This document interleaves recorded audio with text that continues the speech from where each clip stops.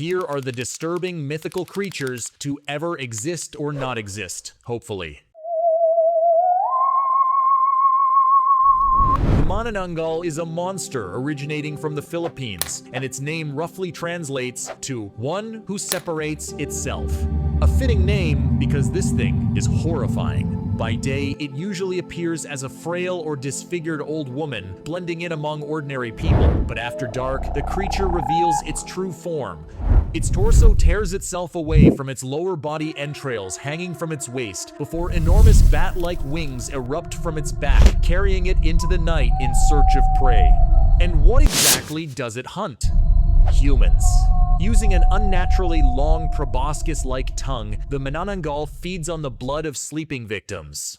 According to legend, it especially targets newlyweds, newborn children, lovers, and pregnant women. Some stories even claim it can drain or steal unborn fetuses directly from the womb. Yeah, we are absolutely not illustrating that. Here, look at this kitten instead. During its hunt, the creature produces a strange ticking sound. But here's the disturbing part. The quieter and farther away the ticking seems, the closer the creature actually is. The sound is meant to confuse victims before the attack. Thankfully, the Manananggal does have one fatal weakness. While the upper half flies through the night hunting, its lower body remains standing somewhere completely defenseless. If you want to kill the Manananggal, let's find her severed lower half before sunrise. You can stop the creature from reuniting with its butt by covering the butt in salt, ash, garlic, or simply burning it all together. And if the upper half fails to reconnect with its severed ass before daybreak, the creature dies. Goodness. But despite the modern world creeping further into every corner of the planet, sightings of these creatures are still reported today, especially throughout the Visayan regions of the Philippines. So maybe keep your windows closed tonight. And maybe subscribe while you're at it, because if you thought that thing was horrifying, somehow it's actually the least disturbing creature in this entire video. And from here on out, things only get worse.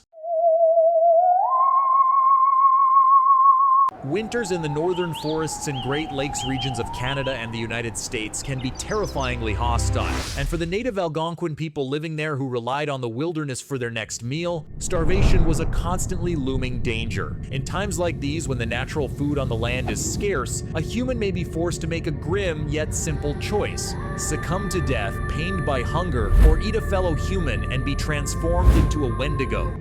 The creatures are described as looking gaunt and thin, their gray, ash-colored skin stretched tightly over their bones. With lips tattered and bloody from feasting on human flesh, they stink with the odors of rotten, death, and corruption, and their hearts are solid ice. It's said that with every meal, the Wendigo would grow in proportion relative to the size of whatever he ate, so that they could never feel full. Their whole existence felt like they were constantly on the verge of starvation, forever craving the taste of the people they once lived alongside. Interestingly, Wendigo psychosis is actually a term used in modern psychology to describe intense cravings for human flesh and the paranoia that you could become a cannibal yourself. In our modern consumerist society, this isn't something most people have to worry about. But for native tribes in times of famine, it was a very real possibility that the person starving beside you could become the thing hunting you next. The next creature is known as El Silbón, the Whistler.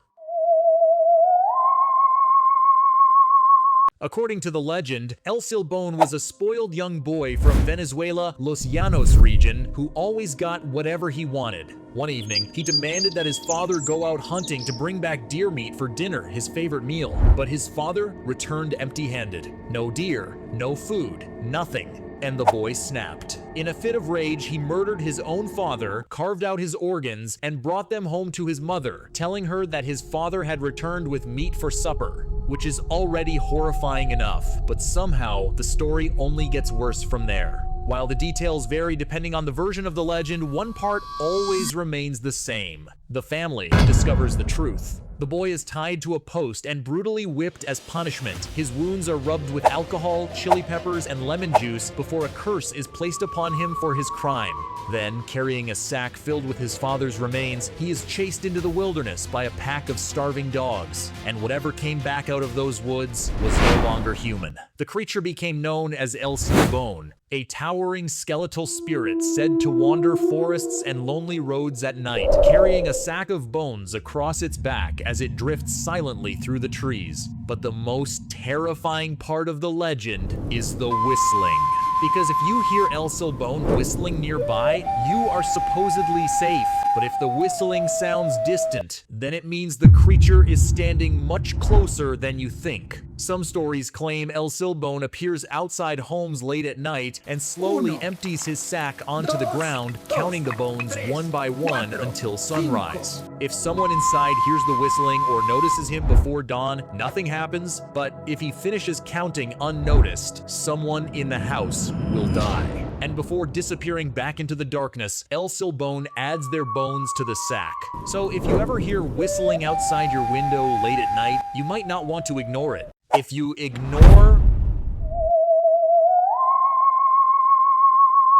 the Teke is different from the other creatures in this video. Originally, this monster was a young schoolgirl living in northern Japan. One night, she was standing on a train platform after school when her classmates decided to play a cruel practical joke on her. They snuck up behind her and placed a cicada, a small insect, on her shoulder. This freaked the girl out, and she tripped and stumbled onto the tracks. Injured and disoriented, she couldn't get out of the way as her classmates laughed at her, and the oncoming train rushed towards the platform and no one answered her desperate cry for help. The train cut her body clean in half, severing her legs from her torso. Even worse, the injury didn't kill the girl instantly, and her classmates, horrified by what they had done, ran from the scene, leaving her to bleed out alone on the train tracks. She continued to cry out for help, but the train station staff were so disturbed by what they saw that they simply threw a plastic tarp over her body and left her to die. But the girl's story didn't end there. Now she haunts Japanese train stations at night as a vengeful spirit, crawling on her hands and elbows, dragging her severed torso across the floor as she searches for victims. Her long, dagger-sharp claws make a scraping sound as she crawls, giving her the name Teke. She will chase you with alarming speed and use a bloody scythe she carries to kill you, cutting your body in half to mimic her own disfigurement. So maybe stay at home tonight, and maybe like the video. If you don't,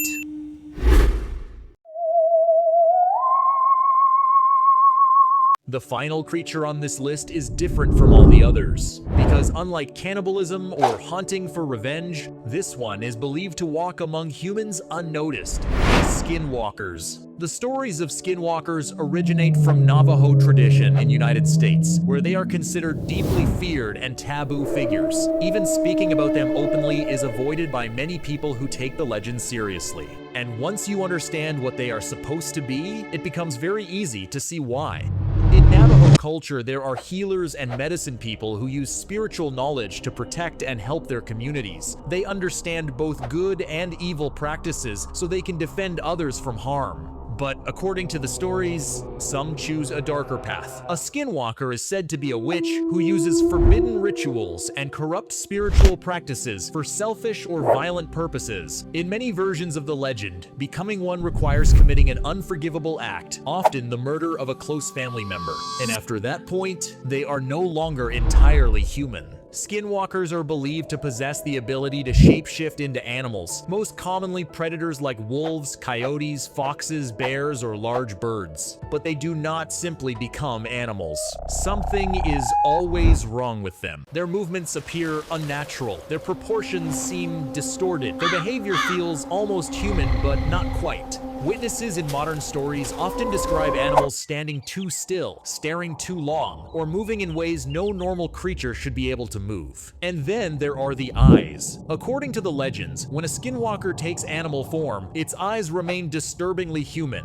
and in human form, its eyes resemble those of the animal it becomes. Some stories claim skinwalkers can imitate voices, read thoughts, curse victims with illness, or manipulate people into harming themselves or or others. Others say they move impossibly fast through the wilderness, appearing outside homes at night, tapping on windows, or calling out to people using the voice of someone they trust. And because these beings are believed to live secretly among ordinary people during the day, you would never truly know who or what you were speaking to, which may be the most terrifying part of all. Because unlike the monsters earlier on this list, a skinwalker does not need to eat fellow human flesh or suck blood from the sky. According to the legend, it could already be standing beside you,